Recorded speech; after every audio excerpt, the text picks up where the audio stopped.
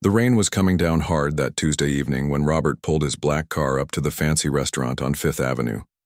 He checked his watch, 7:30, right on time. His son Tommy was already waiting inside, probably scrolling through his phone like most teenagers do these days. Robert had built his tech company from nothing 20 years ago. Now it was worth billions and everyone wanted a piece of his time. Board meetings, investor calls, charity events. His calendar was always packed. But Tuesday nights were different. Tuesday nights belonged to Tommy. They'd been doing these monthly dinners for 3 years now, ever since Linda passed away. Back then, Tommy was just 13 and barely spoke during their meals together. Now at 16, he was starting to open up more, sharing stories about school and his friends. These dinners had become the highlight of Robert's week, even though he'd never admitted out loud. The restaurant was one of those places where you needed a reservation months in advance. Crystal chandeliers hung from the ceiling, and soft piano. Music played in the background. The kind of place where business deals were made over expensive wine and politicians met to discuss their next moves. Robert had chosen it not to show off, but because it was quiet enough for them to actually talk. He spotted Tommy right away, sitting at their usual corner table. The boy had grown so much in the past year. He was almost as tall as Robert now, with the same dark hair and serious eyes. But unlike his father, Tommy smiled more easily and laughed at things that Robert found puzzling. "Sorry I'm late," Robert said as he sat down. Traffic was crazy because of the rain. Tommy looked up from his phone. "It's okay, Dad. I was just watching some videos." He put his phone face down on the table, something Linda had taught him years ago. No phones during family meals.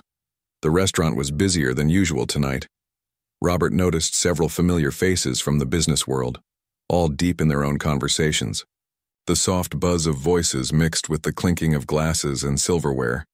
It was the kind of background noise that made private conversations feel even more private. "How was school today?" Robert asked, settling into his chair. It was always his opening question, and Tommy never seemed to mind. "Pretty good. We got our history test results back. I got an A-. Tommy's face lit up with pride. "That's great. I'm proud of you." Robert meant it. Despite all his money and success, watching his son do well in school felt more important than any business achievement. A waitress approached their table, notepad in hand. She looked to be in her late 20s, with tired eyes but a genuine smile.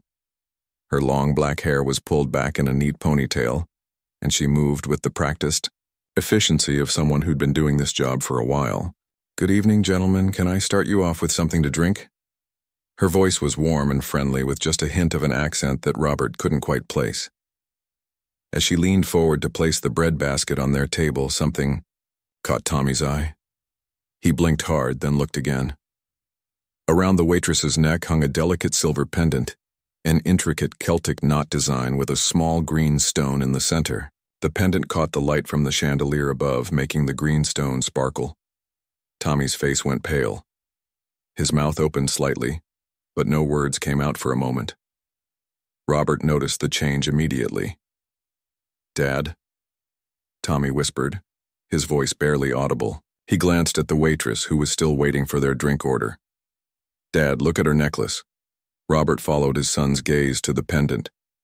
At first, he didn't understand what had gotten Tommy so worked up. It was pretty, sure, but just a piece of jewelry. Then it hit him like a punch to the stomach. The pendant was identical to the one Linda wore in their wedding photo. Exactly identical. Same intricate Celtic knot design, same small emerald in the center, same delicate silver chain. The photo sat on his nightstand at home, and he looked at it every single night before going to sleep. He'd memorized every detail of that picture. Linda's smile, her dress, the flowers in her hair, and especially that pendant. Linda had told him it was a family heirloom, passed down from her grandmother.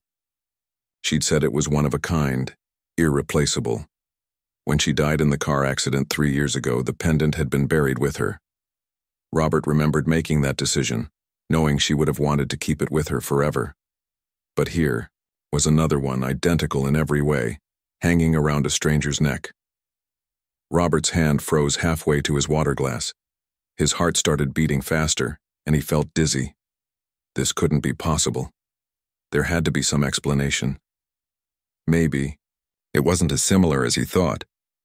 Maybe his grief was making him see things that weren't really there. The waitress noticed both of them staring and touched the pendant self-consciously. "Is everything okay?" she asked, concern evident in her voice. Robert struggled to find his voice. "Your pendant," he managed to say. "It's very beautiful. Where did you get it?" She smiled, but there was something sad in her eyes. "It was my grandmother's. She gave it to me before she passed away a few years ago. She told me it was, very special and that I should never sell it, no matter what." Tommy kicked Robert under the table, trying to get his attention. The boy's eyes were wide with shock and confusion. He'd obviously made the same connection Robert had. "That's nice," Robert said weakly, still staring at the pendant. "Family heirlooms are important?" The waitress nodded. "She always said it would protect me.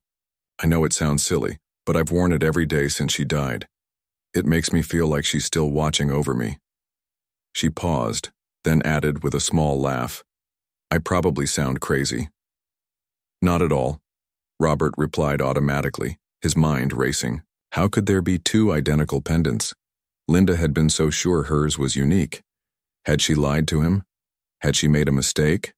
Or was this just an incredible coincidence? The waitress was still waiting for their drink order, and Robert realized he needed to pull himself together. "I'll have a scotch, neat, and he'll have a Coke." "Coming right up," she said cheerfully, then walked away toward the bar. As soon as she was out of earshot, Tommy leaned across the table. "Dad, that's Mom's pendant. I know it is. I've seen that photo 1,000,000 times." Robert nodded slowly. "I know. I saw it too. But how is that possible? Mom said it was the only one like it in the world." "I don't know, son. I honestly don't know." They sat in silence for a moment, both lost in their own thoughts. The restaurant continued buzzing around them, but their little corner felt separate from everything else. Robert's mind was spinning with questions and possibilities, none of which made sense. When the waitress returned with their drinks, Robert watched her carefully. She moved gracefully between tables, laughing with other customers, checking on their needs. She seemed genuinely kind, the type of person who remembered regular customers' orders and asked about their families. "Thank you," Robert said when she set down his scotch. "Are you ready to order, or do you need a few more minutes?" she asked. "A few more minutes, please." After she left again, Tommy leaned forward. "Dad, we have to find out more about that pendant." Robert took a sip of his scotch, hoping it would calm his nerves. "I know, but we need to be careful. We can't just start asking a stranger personal questions about her jewelry." "But what if it means something? What if there's a connection to Mom?" Robert had been thinking the same thing, but he didn't want to get Tommy's hopes up. Still, he couldn't ignore what they'd both seen. The pendant was too identical to be a coincidence. There had to be a story behind it, and suddenly Robert needed to know what that story was. The rest of their dinner passed in a blur. They barely touched their food, both too distracted to eat. Robert found himself watching the waitress every time she passed their table, studying the pendant, trying to find some difference that would prove it wasn't the same as Linda's. But there was none. Every detail matched perfectly. As they prepared to leave, Robert made a decision that would change everything. He was going to find out the truth about that pendant, no matter what it took. Robert couldn't sleep that night. He lay in bed staring at the ceiling, his mind spinning with questions about the pendant.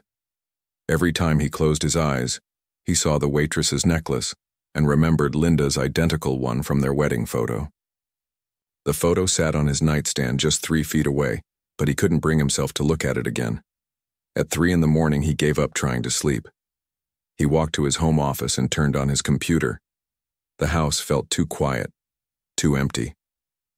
Tommy was asleep upstairs, probably dreaming about normal teenage things like school and friends. Robert envied him that innocence.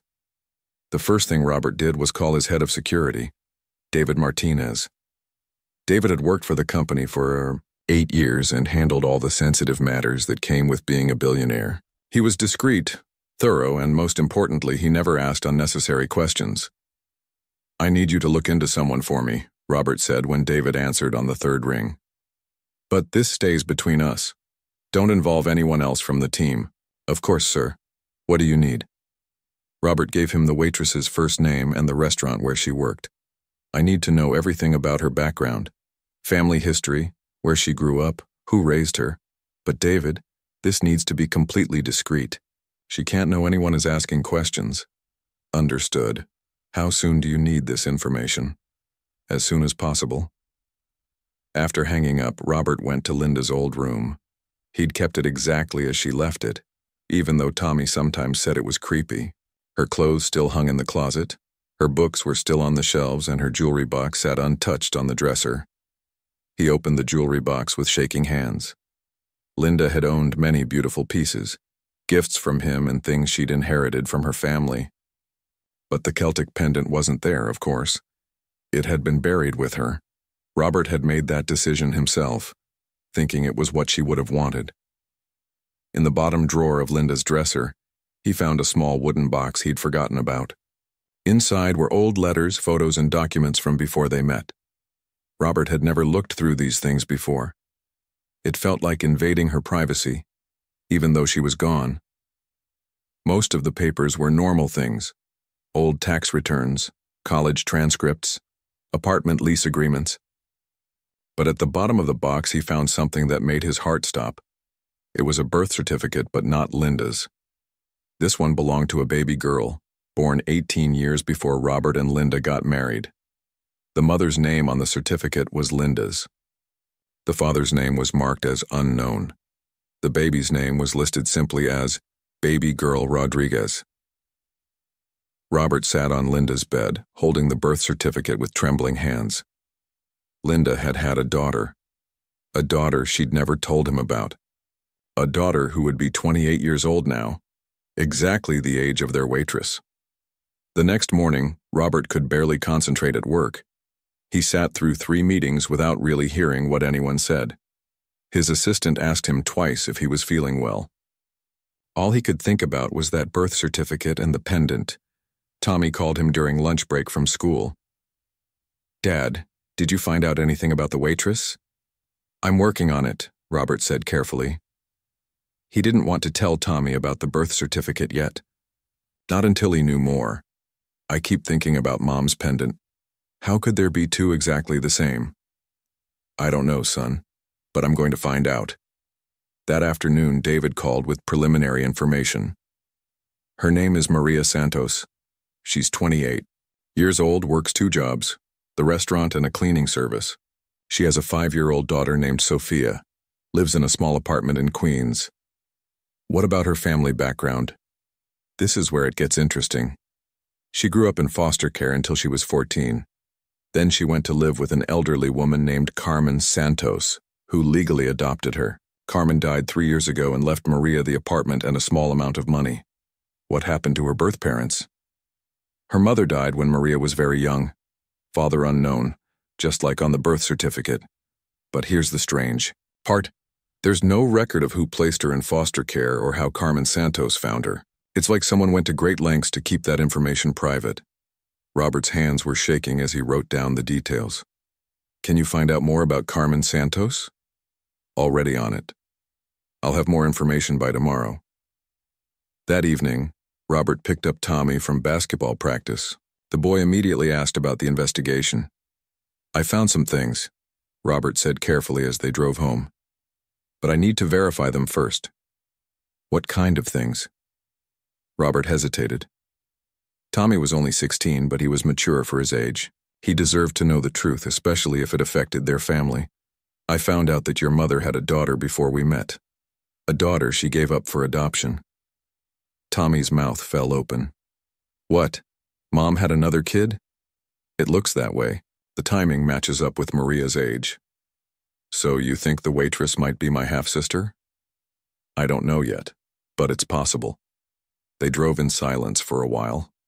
Robert could see Tommy processing this information, trying to figure out what it meant. "Why didn't Mom ever tell us?" Tommy finally asked. "I don't know. Maybe it was too painful for her to talk about." Maybe she thought it was better to leave the past in the past. But if Maria is Mom's daughter, then she's family. She's my sister. Robert felt a tightness in his chest. The same thought had been running through his mind all day. If Maria was Linda's daughter, then she was part of their family. She was struggling to make ends meet, working 2 jobs to support her own daughter while they lived in luxury. The next day, David called with more information about Carmen Santos. She worked as a housekeeper for wealthy families in the Hamptons for over 30 years. Very well respected, very discreet. Several families I spoke with said she was like family to them. Did any of them know about Maria? One family remembered Carmen mentioning that she was caring for a teenage girl, but they didn't know the details. Carmen was very private about her personal life. Anything else? I found some financial records. Carmen received regular payments from an anonymous source for about 15 years. The payments stopped 3 years ago, right around the time your wife died. Robert felt his world shift. Linda had been sending money to Carmen. She'd been supporting her daughter from afar, making sure she was taken care of without being directly involved in her life. How much money are we talking about? Enough to cover living expenses and education costs. Whoever was sending it wanted to make sure Maria had what she needed. After David hung up, Robert sat in his office staring out the window. Linda had kept this secret for their entire marriage. She'd had a daughter out there somewhere, and she'd never said a word about it. But she'd never abandoned her either. She'd been quietly making sure Maria was okay. Robert thought about all the times Linda had donated to children's charities, all the times she'd insisted they help kids in need. He'd thought it was just her generous nature. Now he wondered if it was guilt or love or both. That evening, Robert made a decision. He needed to meet Maria properly, to talk to her, and find out what she knew about her past. But he couldn't just walk up to her at the restaurant and start asking personal questions. He needed a reason to approach her, something that wouldn't seem suspicious. He remembered David mentioning that Maria worked for a cleaning service. Maybe he could arrange for her company to clean his office building. It would give him a chance to observe her, to see if there were other similarities to Linda besides the pendant. But even as he made these plans, Robert felt guilty. This woman was just trying to live her life and take care of her daughter. She had no idea that her past was being investigated by strangers. If she really was Linda's daughter, she deserved to know the truth. But she also deserved to have that truth revealed gently, with respect for her feelings and her privacy. Robert looked at Linda's photo on his desk. "What were you thinking?" he whispered to the image. "Why didn't you tell me?" The photo didn't answer, but Robert thought he saw something in Linda's smile that he'd never noticed before. Something sad and hopeful at the same time. Maybe she'd wanted to tell him but didn't know how. Maybe she'd been waiting for the right moment, and that moment never came. Now it was up to Robert to figure out what to do with the truth he was discovering, and somehow he had to find a way to do right by everyone involved. Linda's memory, Tommy's feelings, and Maria's life. Robert spent the next 3 days planning how to approach Maria without seeming suspicious. He couldn't just show up at the restaurant again and start asking personal questions. He needed a legitimate reason to talk to her, something that would feel natural and not frighten her away. The answer came to him during a boring board meeting on Thursday morning. His company was expanding to a new office building downtown, and they needed a reliable cleaning service. Instead of using their usual corporate contractor, Robert could hire the small company where Maria worked part-time. It would give him a chance to meet her in a professional setting. That afternoon, Robert called Sunshine Cleaning Services. The owner, Mrs. Chen, was thrilled to get a contract with such a big company. She assured Robert that her best workers would handle the job, personally. "I'd like to request someone specific," Robert said casually. "Maria Santos, I heard good things about her work from a friend." "Oh yes, Maria is wonderful. Very reliable, very thorough. She's been with us for 2 years now. Never missed a day of work." "Perfect. Can she start this weekend? I'll pay double the usual rate for weekend service." Mrs. Chen was more than happy to arrange it. Robert felt guilty about the deception, but he told himself it was necessary. If Maria really was Linda's daughter, she deserved to know the truth. And if she wasn't, then at least she'd get some extra money for her work. Saturday morning arrived gray and cloudy. Robert went to his office early before Maria was scheduled to arrive. He wanted to observe her when she didn't know he was watching, to see if there were other similarities to Linda that he might have missed. At 9 o'clock sharp, Maria knocked on the main office door. Robert watched through his security cameras as she entered with her cleaning supplies. She moved efficiently but carefully, treating the expensive furniture and equipment with respect. She hummed softly while she worked, the same way Linda used to hum while cooking dinner. After watching for an hour, Robert decided it was time to make his presence known. He walked out of his private office, pretending to be surprised to see her there. "Oh, hello," he said, trying to sound casual. "I didn't realize anyone would be working today." Maria looked up from dusting his secretary's desk, startled. "I'm sorry, sir. Mrs. Chen said it was okay to come in today. I can come back another time if you prefer." No, it's fine. I just came in to catch up on some paperwork." Robert extended his hand. "I'm Robert Williams." "Maria Santos," she replied, shaking his hand with a grip that was firm but gentle. "It's nice to meet you, Mr. Williams." Up close, Robert could see even more similarities to Linda. The shape of her eyes, the way she tilted her head when she listened, even the way she smiled with just one corner of her mouth lifting slightly higher than the other. But there were differences too. Maria's skin was darker, her hair was curlier, and she was shorter than Linda had been. "Would you like some coffee?" Robert asked. "I was about to make a pot anyway." Maria hesitated. "That's very kind, but I should probably get back to work. Mrs. Chen doesn't like us to socialize with clients." "Mrs. Chen won't mind. I'm the one paying the bills." Robert smiled, hoping to put her at ease. "Besides, I'd like to get to know the people who are taking care of our office." They sat in the small break room while the coffee brewed. Robert studied Maria's face, looking for more signs of resemblance to Linda. The pendant still hung around her neck, catching the fluorescent lights. "You have a beautiful necklace," Robert said, trying to sound casual. Maria's hand went automatically to the pendant. "Thank you. It was my grandmother's. She gave it to me before she died. It looks very old. Do you know where she got it?" "She never told me the whole story. Just that a kind woman gave it to her many years ago when times were hard." Maria's voice grew soft. "Grandma Carmen always said it brought good luck. She told me to never sell it no matter how bad things got." Robert's heart raced. "Carmen was your grandmother?" "Well, not my biological grandmother. She adopted me when I was 14, but she was more of a mother to me than anyone else ever was." "What happened to your birth parents?" Maria looked uncomfortable with the personal questions, but something in Robert's tone made her continue. "My mother died when I was very young. I don't remember her at all. I spent years in foster care until Carmen took me in. That must have been difficult. Carmen made everything better. She worked so hard to give me a good life. She cleaned houses for rich families out in the Hamptons, sometimes 6 days a week. But she always made time for me." Maria's eyes filled with tears.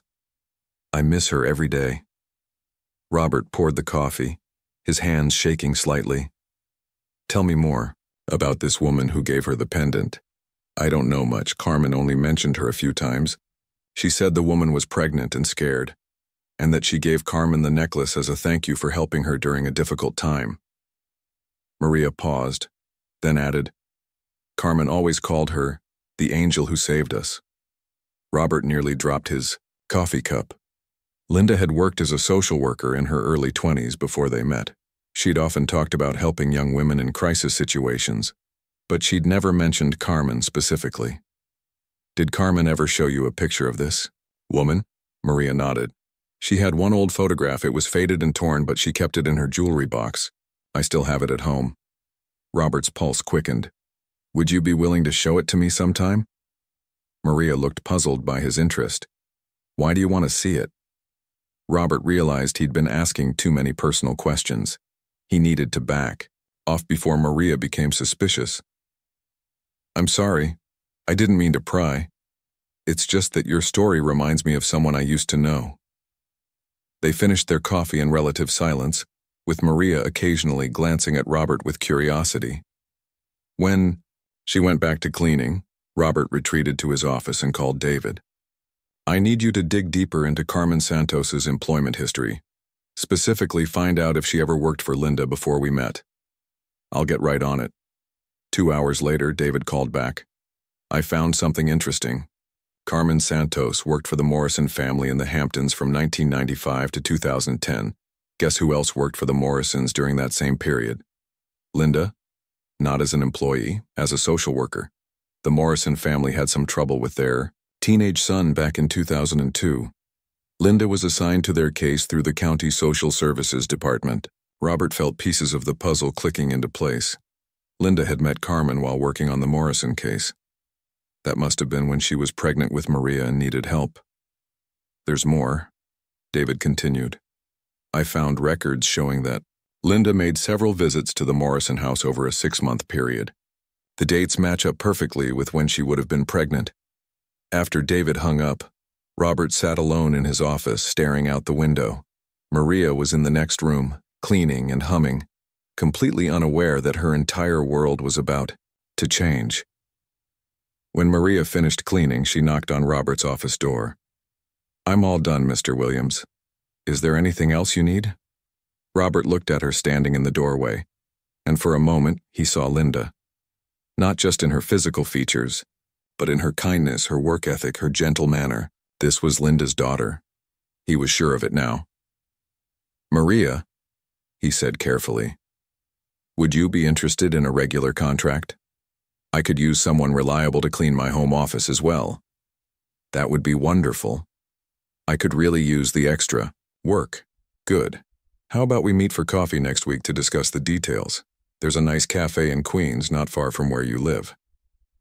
Maria agreed, and they set a time to meet on Tuesday afternoon. As she gathered her cleaning supplies, Robert made a decision.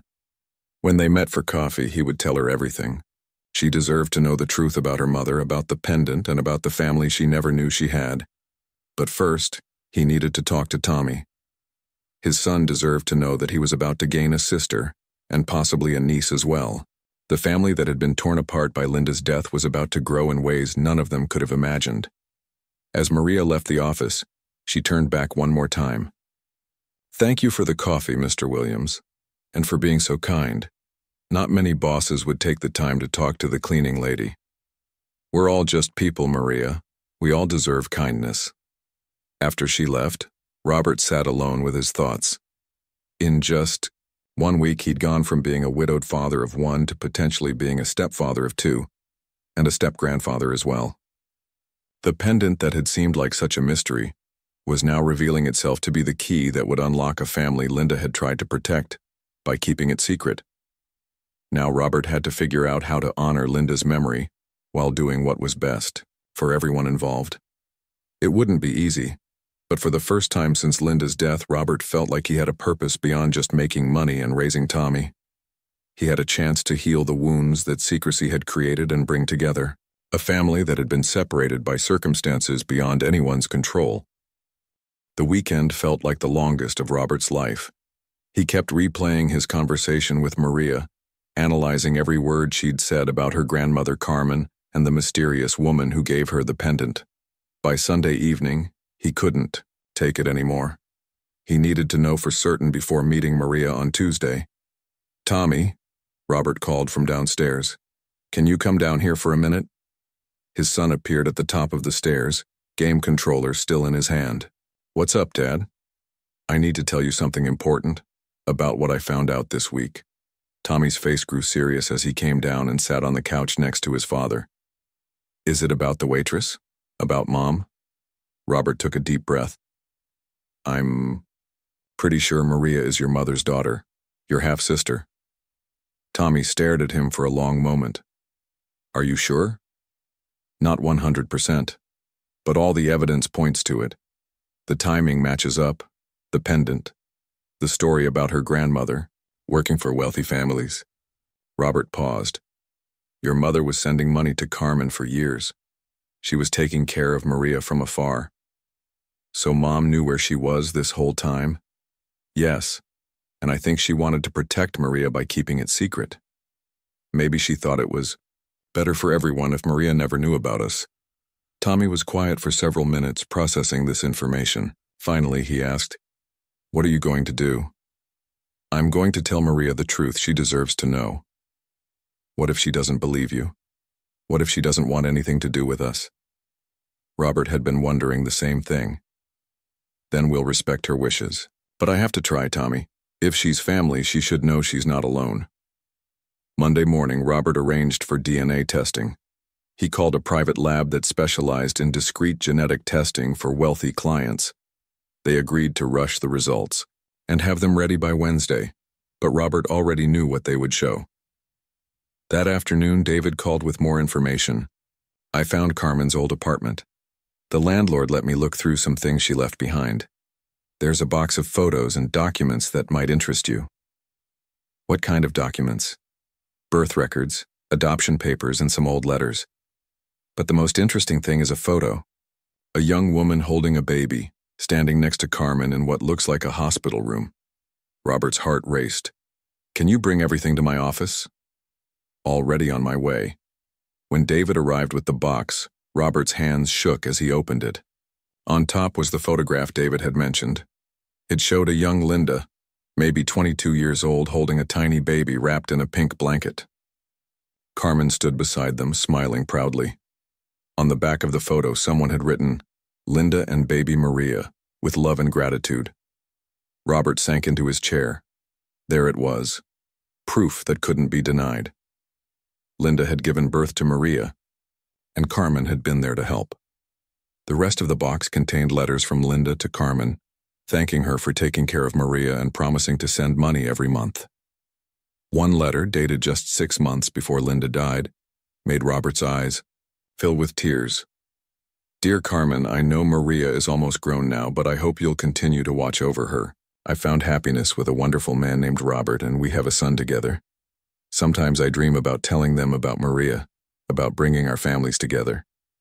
But I'm afraid of disrupting the good life you've built for her. Maybe someday the time will be right. Until then, please know that I think about her every day, and I'm so grateful for everything you've done. With love, Linda." Robert wiped his eyes and called Tommy. "Can you come to my office? I have something to show you." When Tommy saw the photo, his reaction was immediate. "She looks just like Mom. And look at the baby. She has Mom's nose. There are letters, too. Your mother never stopped caring about Maria. She was planning to tell us someday." "Why didn't she?" "I think she was scared. Scared of how we'd react. Scared of changing Maria's life.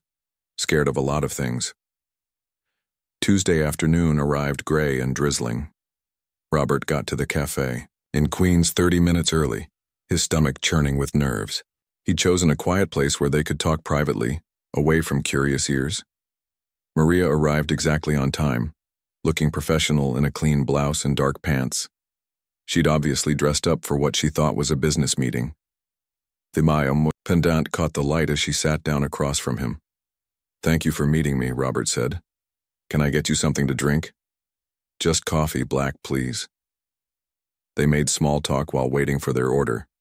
But Robert could see Maria was curious about why he'd wanted to meet somewhere other than his office. "Maria," Robert began carefully, "I need to tell you something that might be hard to hear. It's about your past, about your birth mother." Maria's expression grew cautious. "What about her?" Robert pulled out the photograph and placed it on the table between them. Maria's face went pale as she stared at the image. "That's my grandmother Carmen," she whispered. "But who's the woman holding the baby?" "Her name was Linda Williams. She was my wife." Maria looked up at Robert, confusion clear in her eyes. "Your wife? But I don't understand." "The baby in the photo is you, Maria. Linda was your birth mother." For a long moment, Maria just stared at the photograph. Then she shook her head. "No, that's impossible. My mother died when I was very young. This woman would be. She died 3 years ago in a car accident, the same year your grandmother, Carmen, died." Maria's hands began to shake. "But if what you're saying is true, then your stepfather. And my son Tommy is your half-brother." Tears began streaming down Maria's face. This can't be real. Why are you telling me this? What do you want from me? Robert reached across the table, but Maria pulled back. I don't want anything from you. I just thought you deserved to know the truth. You have a family who cares about you. If Linda was my mother, why did she give me away? Why didn't she ever try to find me? Robert showed her the letters. She never gave you away in her heart. She was young and scared when you were born. She made sure Carmen could adopt you legally, and she never stopped supporting you. She sent money every month for 15 years. Maria read through the letters with tears streaming down her face. She talks about me like she loved me. She did love you, very much.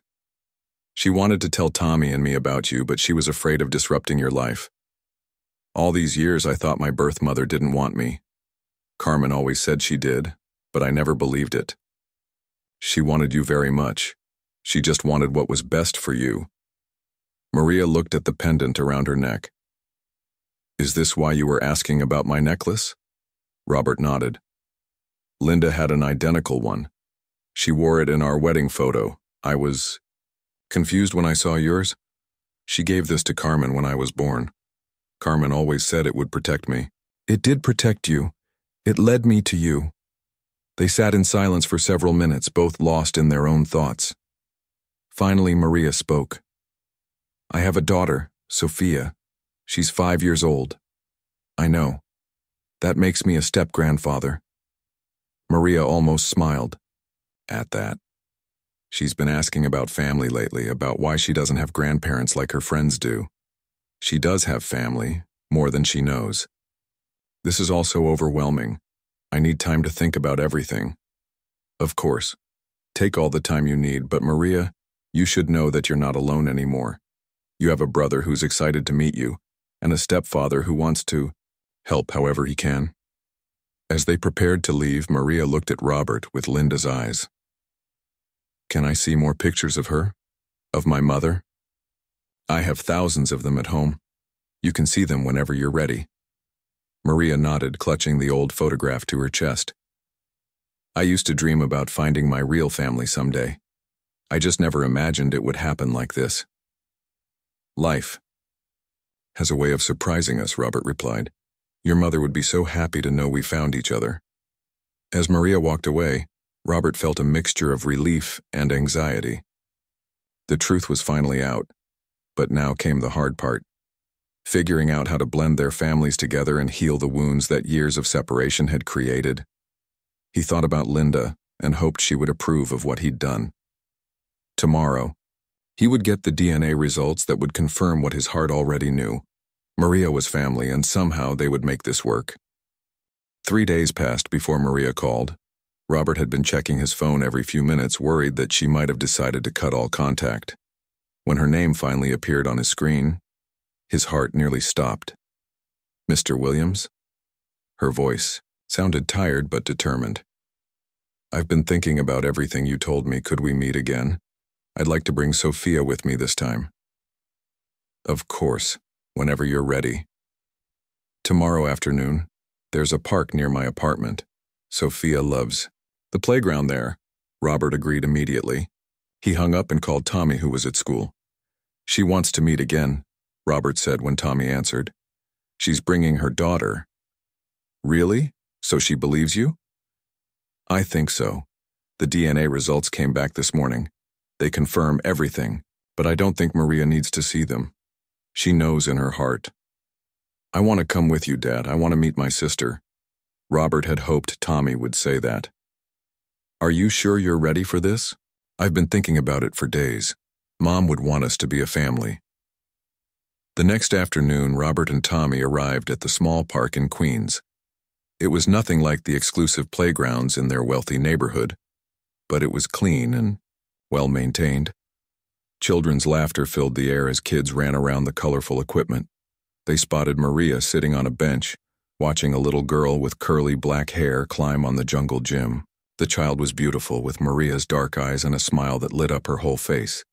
She was fearless on the playground, climbing higher than seemed safe for such a small person. Sophia, come here for a minute, Maria called. I want you to Meet some people." The little girl ran over, her cheeks flushed from playing. She looked at Robert and Tommy with curiosity but no fear. "Sophia, this is Mr. Robert and his son Tommy. They're family." Sophia tilted her head, studying them both. "What kind of family?" Maria knelt down to Sophia's level. "Remember how you asked me about why you don't have a grandpa like your friends? Well, now you do." Sophia's eyes went wide. She looked at Robert with new interest. "Are you my grandpa?" Robert felt tears threatening. "I'd like to be if that's okay with you." "Do grandpas buy ice cream?" Robert laughed, his first real laugh in weeks. "The very best grandpas definitely buy ice cream." "Then you can be my grandpa." Sophia turned to Tommy. "Are you my uncle?" Tommy grinned. "Yes, I am, and that makes you my niece. I always wanted an uncle. Can you push me on the swings?" As Tommy and Sophia headed to the swings, Robert and Maria sat on the bench together. They watched the children play, both lost in their own thoughts. "She doesn't know about Linda yet," Maria said quietly. "I wasn't sure how to explain it. There's no rush, let her get used to having family first.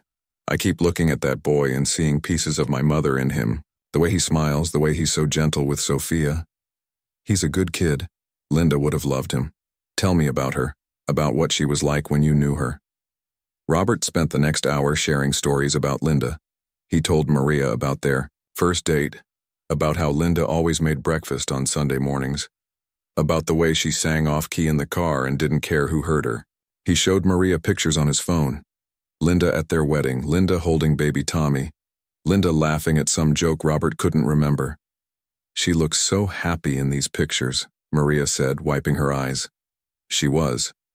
But I think there was always a part of her that missed you. She used to donate to children's charities all the time. Now I understand why. I used to wonder what my real mother was like. Carmen would tell me stories, but I thought she was just being kind. Carmen was protecting you both. She knew how much Linda loved you." They were interrupted by Sophia running back over. "Grandpa, can we get ice cream now? Uncle Tommy said you promised." Robert looked at Maria, who nodded with a small smile. "Lead the way, princess." They found a small ice cream shop a few blocks away. Sophia chattered non-stop about her favorite flavors, while Tommy listened with obvious delight. Watching them together, Robert felt something he hadn't experienced since Linda died: hope for the future. "Mama," Sophia said between licks of her strawberry cone, "can Uncle Tommy come to my birthday party next week?" Maria looked surprised. "You want to have a party this year?" "Yes, now I have family to invite." Robert's heart swelled. This little girl had gone from having just her mother to having a grandfather and uncle in the span of one afternoon, and she was taking it all in stride. Over the following weeks, Robert and Tommy became regular fixtures in Maria and Sophia's lives. Robert insisted on paying for Sophia's daycare so Maria could quit one of her jobs. He also set up college funds for both Sophia and Maria, though he was careful not to overwhelm them with too much help too quickly. Maria was proud and independent. Just like Linda had been, she accepted help for Sophia's sake but insisted on earning her own way. Robert respected that and found legitimate ways to help without making her feel like charity. Tommy threw himself into being an uncle with enthusiasm. He taught Sophia to play video games, helped her with her homework, and bragged about her to his friends at school. For the first time since Linda's death, he seemed truly happy. The hardest part was explaining everything to Sophia about her grandmother Linda. They decided to do it gradually, showing her pictures and telling her stories. Sophia absorbed it all, with the adaptability that only children possess. "So Grandma Linda is in heaven with Great-Grandma Carmen?" Sophia asked one day while looking at Linda's wedding photo. "That's right," Robert said. "And they're both watching over you." "Do you think they're friends up there?" "I think they're very good friends." 6 months after that first dinner at the restaurant, Robert found himself back at the same table. But this time he wasn't alone with Tommy. Maria sat beside him wearing a new dress he'd helped her pick out for her job interview at a non-profit that helped young mothers. Sophia was coloring on a kids' menu, chattering happily about her day at kindergarten. The same waitress who had served them that first night approached their table. She smiled when she saw the group. "It's nice to see families eating together." she said warmly. You can tell when people really care about each other. Robert looked around the table at his expanded family. Maria still wore Linda's pendant, but now it meant something different. Instead of being a symbol of loss and mystery, it had become a bridge connecting past and present, showing them that love endures even when kept secret. Tommy was helping Sophia with her coloring, his face serious, as he explained why trees should be green, not purple. Maria was reading the menu, unconsciously humming the same tune Linda used to hum. The sound made Robert's chest tight with emotion. "What are you thinking about?" Maria asked, noticing his expression. "Your mother. How happy she would be to see us all together like this. Do you think she planned this somehow? The pendant leading you to me?" Robert considered the question. "I don't know if she planned it, but I think she would approve. She always believed in family, even when she couldn't have the one she wanted most." Sophia looked up from her coloring. "Grandpa, will you tell me the story about Grandma Linda again?" "Which story do you want to hear?" "The one about how she gave Mama the special necklace so we could all find each other." Robert smiled and began the story that had become Sophia's favorite. As he talked, he realized that Linda's greatest gift hadn't been the pendant itself but the love that pendant represented. She had loved Maria enough to let her go, and that same love had eventually brought them all back together. The pendant still hung around Maria's neck, catching the restaurant's soft lighting, but now it was no longer a mystery to be solved. It was a reminder that sometimes the family we're meant to have finds us in the most unexpected ways, and that love truly can transcend time, distance, and even death itself.